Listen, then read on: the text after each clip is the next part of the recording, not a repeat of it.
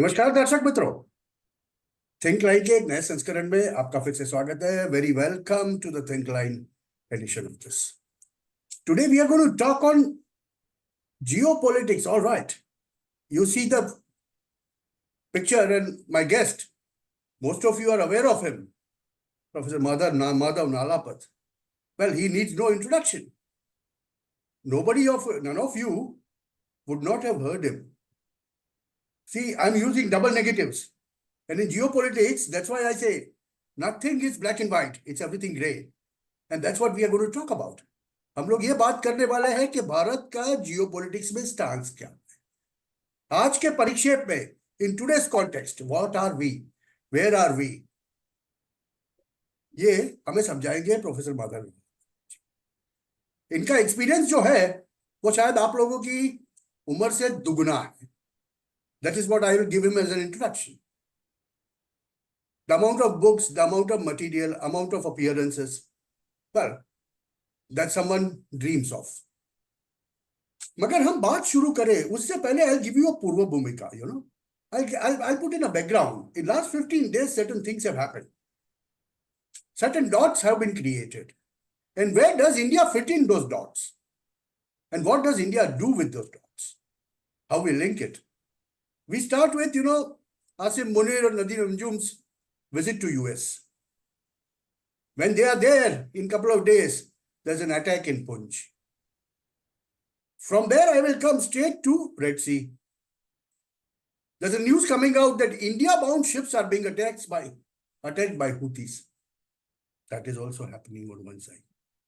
What's happening in the world? On the other side, in the last 2 days, our foreign minister, P. Jayshankar, is on a 6-day trip to Russia. Yes. Quite a few people are fearful. Pound like Pannu is played in international world of geopolitics. Putin says on one side there'll be a decision on a new world order. What's happening, sir? All these things, और जहां पर हम लोग कहाँ हैं? In 6 days tour or a 6 days trip, जैसे लोग कहते हैं कि ससुराल से कोई मायके जाता है तो भी इतने दिन नहीं जाता. What Mr. Jayshankar is doing in Russia, and how is it going to affect? Is there going to be an answer to this, misadventures of Pakistan? All these things are going to be talked about. I yield the floor to Professor Nalapat, sir, because I always call him sir, and that's the way it should be. We'll listen to his views, and his views are very pragmatic. What is real, he's going to say. And we are going to talk a lot more in English than Hindi today. Hindi से ज्यादा अंग्रेजी में बात करेंगे क्योंकि काफी लोगों को सुनने की जरूरत है कि भारत का स्टैंस क्या है, और वो लोग हिंदी नहीं सुनते, नहीं समझ में आती उनको. Professor ji, very welcome to you on our small channel and the floor is yours, sir. Himanshu ji, ये तो बहुत बड़ा ऑनर है कि आप तो मुझे इनवाइट किया. आपका चैनल तो छोटा सा चैनल नहीं है, छोटा सा बड़ा सा आइडिया है, और वो तो वो ही इम्पोर्टेंट है. हम कहते हैं बड़ा चैनल, छोटा चैनल. एक चैनल को बहुत सारे रिसोर्सेस होगा, परंतु आइडियाज तो कम होगा. आपका चैनल का रिसोर्स के बारे में मैं तो कुछ बोल नहीं सकता, बट बहुत सारे इंटरेस्टिंग आइडियाज आपका चैनल में आप तो हाईलाइट करते हैं, और वो है सबसे प्रमुख. आइडिएशन, कॉन्सेप्ट्स, ये है सबसे प्रमुख. अभी हिमांशु जी, आप तो ठीक ही कह दिया कि बहुत सारे बदलाव आ रहे हैं संसार में, और बदलाव तो भारत पर भी वो असर पड़ता है, और भारत में भी बहुत सारे बदलाव आ गया है. प्रत्येक 2014 से जब भारत का प्रधानमंत्री बन गया, उस करीब 10 साल पहले, उस समय से बहुत कुछ बदलाव आ गए हैं. और कारण क्या है? कारण ये है कि मेरे हिसाब से यार, आप और मैं तो, हम तो लोग कहते हैं कि journalism is the first draft of history. एक हिस्ट्री का, इतिहास का पहला वाला जो है वो जर्नलिस्ट लिखता है। उसके बाद दोबारा रिफाइन करता है, हिस्टोरियन का ड्राफ्ट आता है। पर वो फर्स्ट ड्राफ्ट सच में वो है बाकी सारे ड्राफ्ट पर। तो हम तो इसलिए मैंने ये कहना चाहता हूं कि भारत में बहुत सारे प्रधानमंत्री आ गए हैं, बहुत सारे, परंतु from the people, of the people, एक प्रधानमंत्री जो आ गए, लाल बहादुर जी था, no doubt about it, Shastri ji definitely था, Narendra Modi, he comes from the people, of the people. उनका बैकग्राउंड, उनका एक्सपीरियंसेस सिर्फ चाइल्डहुड में नहीं, यूथ में, सिर्फ यूथ में नहीं, elderly people. बहुत सारे डिकेड में उनका एक्सपीरियंसेस ये वो ही था। तो एक नॉर्मल इंडियन एक्सपीरियंस करते थे। नॉर्मल इंडियन का अर्थ क्या है, जो नॉर्मल इंडियन लाइफ क्या है। और हम हम तो वो ये मॉडर्न लाइफ है, मॉडर्न कन्वीनियंसेस है, ये तो सब ठीक है, परंतु ये एक quote unquote ordinary Indian experience करते हैं। और ये एक्सपीरियंस जो है प्रधानमंत्री नरेंद्र मोदी को decade decade decade decade decade experience किए, तो ठीक से जानते हैं कि ऑर्डिनरी इंडियंस का लाइफ क्या है, ऑर्डिनरी इंडियंस का लाइफ बदलाव करने के लिए क्या करना चाहते, क्या करना है, और ये चाहत है कि ये बदलाव आना चाहिए। इसलिए मेरे ख्याल से ये एक डिकेड ऑफ ट्रांसफॉर्मेशन है भारत में। और आप सही कह दिया कि अंग्रेजी और हिंदी, मेरे मन में कोई कॉन्फ्लिक्ट नहीं अंग्रेजी और हिंदी में। एक एक आजकल अंग्रेजी में बहुत सारे वर्ड्स है, बहुत सारे आजकल। हिंदी में बहुत सारे अंग्रेजी का वर्ड्स, और ये अच्छा है, ये फ्यूजन है। महात्मा गांधी ने कह दिया सारे विंडो खोल दीजिए, सारे विंडो से लाइट आने दीजिए, सारे विंडो का व्यू आप देख लीजिए और आप वेलकम कीजिए। इसलिए मेरे ख्याल से अंग्रेजी एक एसेट है इंडिया को, और इस एसेट से हम तो इंफॉर्मेशन टेक्नोलॉजी है, ये है, वो है, इंटरनेशनल रिलेशंस है, जियो पॉलिटिक्स है, बहुत कुछ फायदा मिल गया है। तो ये आइदर और, अंग्रेजी या हिंदी, हिंदी या अंग्रेजी, ये तो एक फॉल्स डाइकोटमी है। दोनों एक साथ जाना चाहिए। और ये सही बात है कि हिंदी जो है हमारा राष्ट्रभाषा है, राष्ट्रभाषा को एक प्रत्येक स्थान है, बट अंग्रेजी जो है आज तक इंटरनेशनल राष्ट्रभाषा है। मेरे सोच में करीब 100 साल में, करीब 125 साल संस्कृत तो वर्ल्ड लैंग्वेज हो जाएगा। संस्कृत का ग्रामर जो है, वो ब्यूटी जो है, इनर स्ट्रक्चर जो है, डेफिनेटली वो तो वर्ल्ड लैंग्वेज बन जाएगा। बट ये 125 इयर्स के बाद है। आज का ग्लोबल लैंग्वेज है अंग्रेजी। तो हम चाहिए, लोग कहते हैं you to walk on 2 legs, Yes. और हम तो वॉक करना है हमारा राष्ट्रभाषा और अंतरराष्ट्रीय भाषा, दोनों भाषा में हम ठीक से जो वॉक कर सकता, दौड़ कर सकता। इसलिए कोई प्रॉब्लम नहीं है, कोई इशू नहीं है, दोनों भाषा में हम बातचीत करें, दोनों भाषा में। So, sir, तो tell us about the मेरा प्रॉब्लम ये है। present situation, sir. It's very ji fishy, ji I ji. see. तो आप तो क्वेश्चन किया कि आप तो क्या होता है वो रेड सी में, वो ये इंटरनेशनल वाटरवेज में, 2-3 बात मैं कहना चाहता हूँ।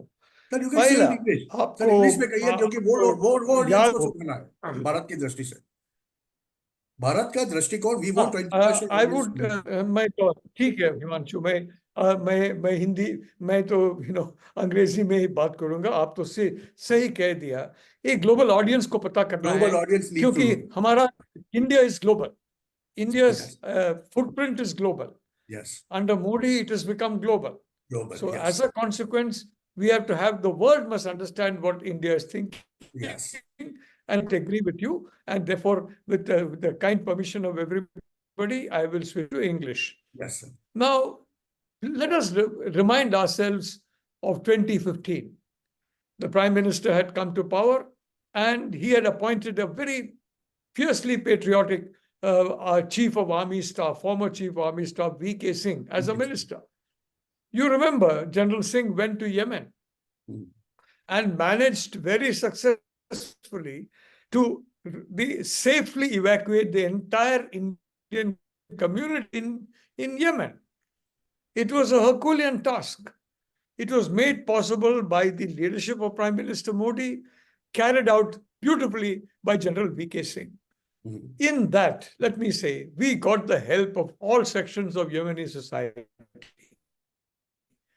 including all the Houthis. They were very helpful to us. They were very friendly to us. So, if you look at that, I do not think the Houthis are inimical to India in any way. I don't think they were targeting India. I'm not even sure, frankly, that these drones, because one drone and the other drone, very difficult to find out where the drone came from. You and I may both release a drone, and nobody will know which is Nalapat's drone and which is Himanshu's drone. Nobody will know. It's very difficult to find out. At the same time, there is an interest in certain powers for India to get involved in a particular operation that has been launched to try and, quote unquote, secure the Red Sea. Now, this operation is framed in such a way, it is anti-Houthi. And I think the policy of the Modi government of not taking sides in the internecine conflict in Yemen is a wise policy. I don't think we should take sides. So I would not like to ascribe the blame to any particular group. And certainly, I do not believe any group in Yemen is interested in targeting India. Having said that, it needs to be brought to the attention of all the players in Yemen and those outside Yemen that this is a very important route for global commerce. Whether it's a question of petroproducts, whether it's a question of other products, it's one of the lifebloods. The very lifeblood of the world is commerce.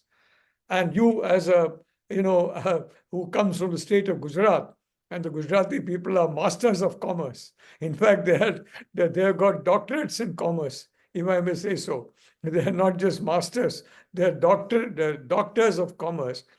Now, in that situation, shutting down this kind of thing or doing anything to shut it down is not a friendly action to anybody in the world, least of all to Yemen itself. So I think it is important for us to have silent diplomacy. At the same time, it's important for us to protect our shipping. And that is exactly what we are seeing now. And we are not seeing a blame game. India is not joining hands with any group that is targeting one particular group.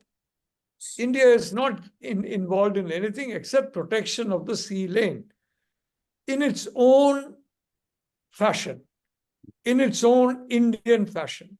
And as a great power in the world, India is entitled to its own discretion in such matters. Our external affairs minister is at the moment in Moscow. Excellent. Russia has been an old friend of India. And unlike the Chinese, who stabbed Russia in the back, if I may say so, in the 1970s, stabbed Russia in the back. India has never stabbed Russia. Russia also, I am happy to say, has not stabbed India. Even when the Galwan clash was ongoing, we kept receiving supplies of weapons from Russia. So, fortunately, a situation after this Ukraine conflict has been reached in which Russia has had to become, for its own survival, closer to China. I do not believe the Russians want that to come to a situation where it damages relationship with India. And if I may say so, this is part of the wise diplomacy of the Modi government, that we are friendly with Russia without in any way diminishing our friendship with the United States and the European Union. When we are buying oil in copious quantities from Russia, we sir, I need have a to small have a question. payment mechanism for that particular purchase of oil, which in my view, rupee ruble is the best. But we are not getting any blowback from the United States. There are no sanctions at all.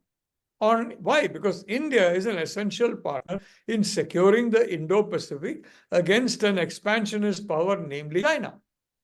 So I think, frankly, that we are doing it in a manner which reflects the sagacity and the wisdom of this government, and I'm very happy about that.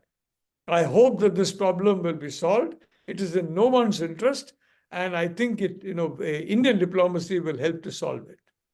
Sir, I have a small question in this.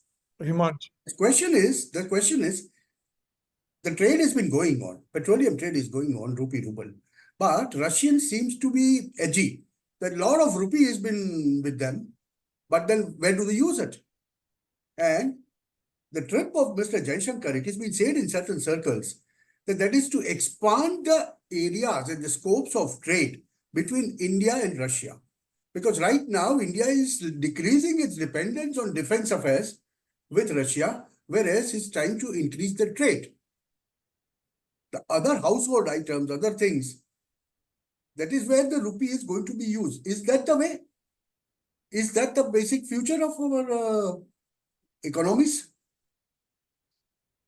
Yeah, Himanshu, I would like to put that it is the pressure of China on Russia that is essentially preventing the Russians from going ahead with a rupee-ruble relationship. The Chinese are happy about that because they would like the renminbi yuan to be used and replace the dollar finally as the global reserve currency. They would like India to switch to renminbi yuan. And India has very correctly said that this is not a feasible proposition. In my opinion, it is in the interest of Russia and India to come to a rupee-ruble relationship. It is not in the interest of China for Russia and India to come to a rupee relationship, which is why behind the scenes they are working very hard to sabotage it. In my view, and I've expressed this to important and influential friends in Russia, very important friends in Russia. In fact, a very high-level delegation from Russia, some of the leading think tanks that are advising President Putin are coming to India towards the end of February. And they are being warmly welcomed in Delhi. They're also going to be warmly welcomed in Bangalore, where I'm told that a very important university is going to host an India-Russia conference. We want to show the Russians that, look, we are friendly with America, all right? You are forced to be friendly with China, all right? But that does not mean we should not be friendly to each other. So yes, there is an effort by China, and if I may say so, I mean, to a lesser extent, the United States, that the India-Russia relationship should become weaker. There's no question about that. But the rupee ruble thing will be beneficial to Russia as well. Through the rupees it earns, it can set up factories in India that can produce consumer goods that can go back to Russia. India is a very good platform for production of goods. And these goods can then replace Chinese goods which are being sold in Russia. So the Chinese will lose their market. We will gain in employment. We will gain in exports. And the Russians will gain through cheap production by companies owned by them. You will have a significant manufacturing capability in India owned by Russians. So it is a win-win for India and a win-win for Russia. It is not a win-win for China. And that is where a lot of hidden pressure is being brought to bear on Russia not to go ahead. Now, the Russians are a very brave, dynamic, determined people. I mean, the Second World War, you should read Himanshu, the history of Second World War again.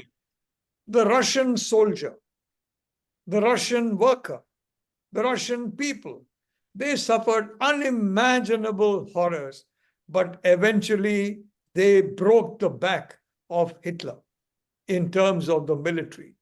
Those are the kind of people that the Russians are. And I hope that they will be able to resist this pressure from China and become a major manufacturing presence in India that can manufacture goods meant for Russia, meant for Africa, meant for Southeast Asia, any market except the Western countries, which in my view have very foolishly blocked produce that have got Russian origin. In my view, the Western world is trying to commit collective economic harakiri on itself.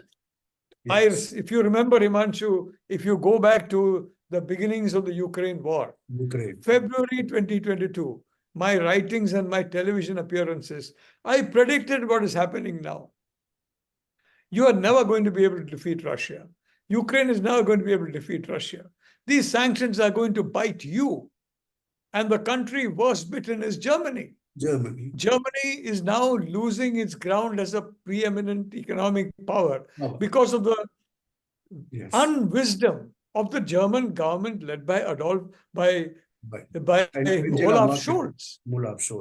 Exactly. The Russian cheap energy could have made Germany a global double powerhouse. Today it is half a powerhouse because it has cut that off.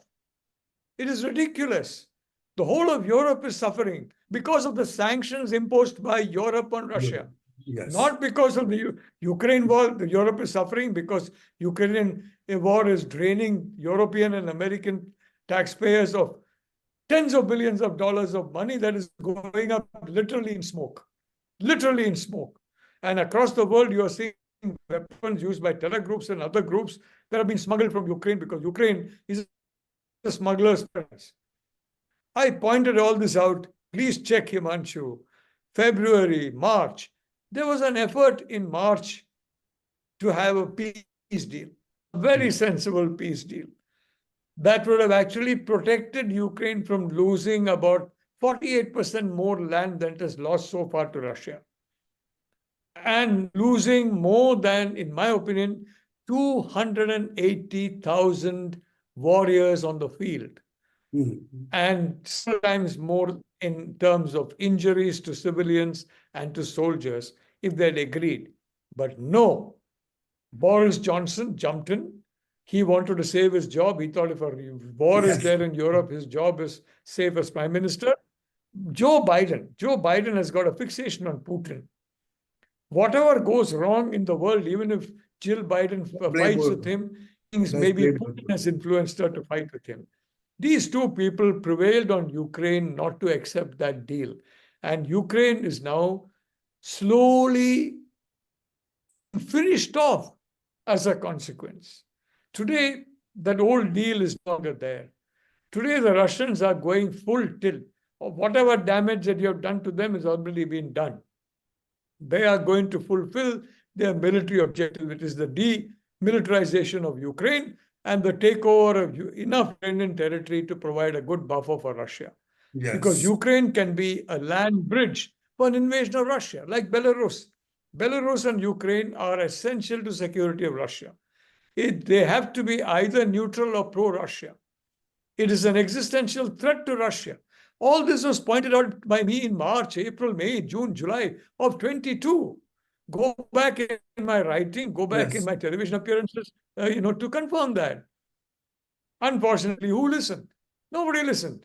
In Europe and in America and Europe, they said, oh, what's wrong? I've got many friends in America, many friends in Europe. I love America. I love Europe. There are many friends there. I can tell you honestly, I'm not anti-Western at all. In fact, I regard the West as a good friend and ally of India and Western people as one people. Sir, now And we are and saying, our yes. Indo-European civilization is a common civilization. You look at the number of words of Sanskrit that are there in Latin. Incredible. The congruence is incredible. So much of their culture is based on our culture. So I'd like to say very clearly that today, then by the end of 2022, my Western friends started coming back to me and saying, Mick, maybe you are right. And today they are almost unanimously saying, you know, they were right. Because from November, December 22, they started saying Ukraine, they forgot all about what I was saying. And they started saying, oh, we were right. We were right. The people, they claim no blame for anything that goes wrong. They claim complete credit for anything that goes right. So I don't mind that. Sir, But now the we fact move is, on to India under the, Narendra Modi yes. understood that very well and followed a policy, frankly, that asked for immediate peace in Ukraine. That was the best policy to follow. I remember Prime Minister Modi several times talked about immediate peace in Ukraine. If that wise advice had been followed, the world would have been spared much suffering. Yes. Now, sir, the second theater we move on to. This is one theater. The second theater is, sir, you're gone mute.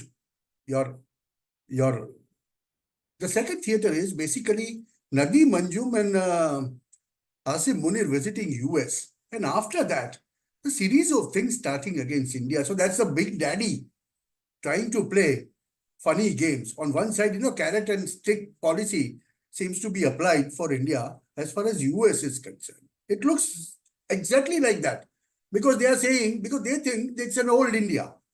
They are talking of GE Electric. GE Electric is not doing their bit. And so immediately Indian government goes to Rafale. Saffron.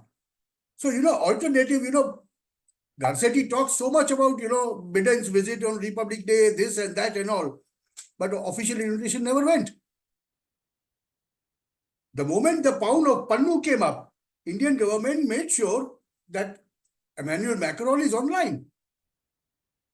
And now it's going to be Emmanuel Macron that is going to be the chief guest. So this, US playing this carrot and stick and getting hit even because we are snubbing it. We are not ready to believe and we are not ready to be old India what we were. So where is it going to lead us? Especially with reference to POK. Himanshu, I want to point out that the United States is not a monolithic power. It's not the People's Republic of China led by one man and, his hangers-on. And even that is now under threat over the last 16, 17 months. Xi Jinping, that's why he had to sack his own people and replace them with the party's people. Wang Yi, instead of Qin Gang, and his defense minister, and various others, Li Shangfu and others. Look, the United States, there are many, many centers of power in the United States. I remember in the 1990s, I used to visit the United States, and the Clinton administration was very hostile to India. Bill Clinton is a very charming man, and when he came to India, everybody was very, very thrilled because he was a very charming man. But the man was intensely hostile to India. He tried very hard to separate the Kashmir Valley from India and give it to Pakistan. He was very against China. He allowed China into WTO and gave so many concessions to China. All these concessions that you have seen China get, the floodgates were opened by Bill Clinton. So Bill Clinton was a president who was anti-India and pro-communist China. Pro-Wahhabi, the GHQ, Rawalpindi, which is a Wahhabi force. It's not a Pakistani force. It's against the Pakistani people. It is a Wahhabi force. And I distinguish from Islam. Islam and Wahhabism are different. Wahhabism is completely different from Islam. Just Communism is very different from Islam. Wahhabism and communism are extremist sects that have no relationship with the religion that they claim to represent. So when I used to go there, the Clinton administration people were really very unfriendly. I had meetings, fortunately or unfortunately, even at that point in time, there were people who had heard about me and they arranged some important meetings with me in various departments of the government. And every meeting, the argument was, why can't you guys surrender Kashmir? After all, it's Muslim. It's impossible to talk to them and say, look, 96% of the Muslims of India do not live in Kashmir. They live outside Kashmir. If you're saying that Muslims have no place in India, what about them? They are very respectable and respected place in India. India is not a country which is anti-Muslim. India is the second or third largest, at that time I think it was the largest Muslim country in the world in terms of population. So what, just because Kashmir is majority Muslim, it should go to Pakistan? I mean, this two-nation theory itself is an absurd theory. Are you going to say because the area of Detroit and Chicago are majority Muslim, they should be separate? Singapore, they should form separate countries like Vatican City or something? Are you telling me that? It is impossible to argue with the Clinton people. They were just said, give up your nuclear program, give up your atomic program, give up Kashmir, give up this, give up that. But then I went to Congress, the US Congress. There were some people who were hostile, many people who were not hostile. And important congressional members, senators, representatives met me. And many of them understood my argument, including many from Clinton's own Democratic Party. I talked to Republicans, and Republicans are even more friendly. Because after all, when Clinton had a policy, obviously they didn't like it. The opposition always opposes what the government wants. Even if that's a good policy, opposition say, nay, it's not a good policy. Ye problem hai usme. You know that. It's there in India also, every democracy. So I don't see the United States as a monolith. And Pannu, some utterly idiotic individual in the State Department may have made an issue of Pannu to please some Canadians or to please some, Wahhabi interests, because the Wahhabis support Pakistan. They support Pakistani terror. Wahhabi terror has been now under attack in Saudi Arabia. The origin of Wahhabism has turned on Wahhabism under Mohammed bin Salman. And I salute Mohammed bin Salman, the Crown Prince of Saudi Arabia, for his boldness and for his wisdom in fighting Wahhabism and saying, we have nothing to do with Wahhabism. This is not Islam. I've been saying for more than 30 years. So I would like to say, I don't take this ambient noise of some individual, some State Department function, some other person. Canada, different. Justin Trudeau is in the pocket of China. Poor fellow, Chinese are under heavy attack in the public in Canada. He had to find a diversion. Now, being in the Chinese pocket, he started talking about India. United States, I haven't heard President Biden.